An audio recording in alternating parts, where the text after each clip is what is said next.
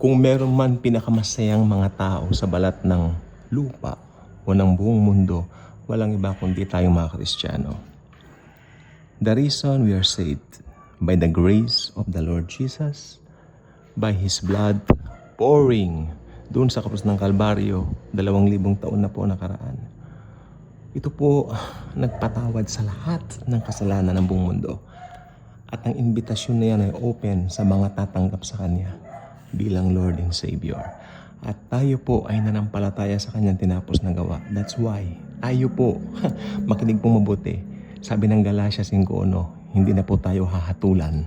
Therefore, tayo ay may buhay na walang hanggan. Yan naman sabi ng 1:3-16. Okay? Sabi naman ng 2 Corintios 5:17, kung sino man ang nakikristo, he is now a new creation. Bago nang nilalang. Okay? At sabi naman ng Roma 8:1, lahat na nakipagkisa kay Kristo ay meron ng kapayapaan sa harap ng Panginoon. Okay? Meron na tayong peace because of Jesus.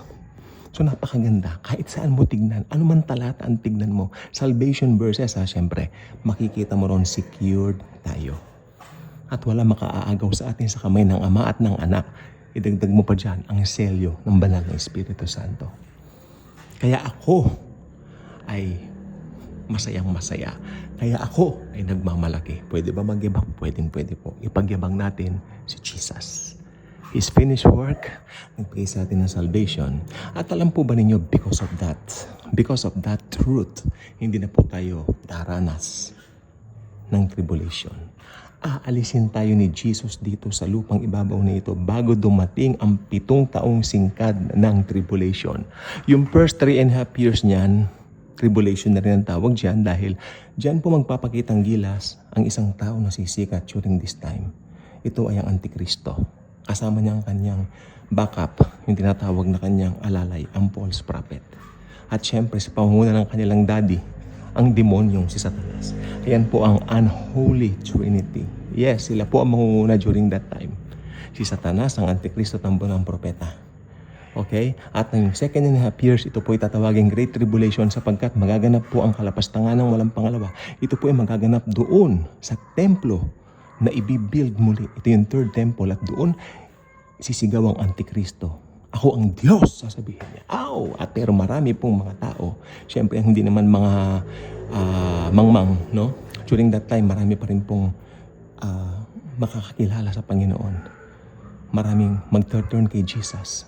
Maraming magbabasa ng Bible during that time. Yung mga Bibles pa maiiwan po kasi dito. Yung mga messages like this, nasa YouTube pa rin, I believe. No? So, marami pong magsa-search ng truth. They will come to know Jesus Christ through that.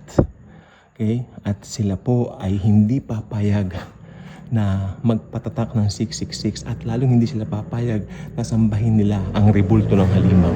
Kaya sila ipapatugis ng Antikristo at papupugutan sila ng ulo.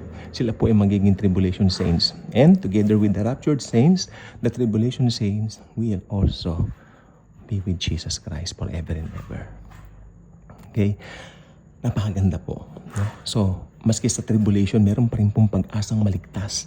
Kaya lang po talagang kaakibat po yung pagpapapugot ng ulo for them to attain eternal life to the Lord Jesus Christ finished work on the cross. Sacrificial, one act of love.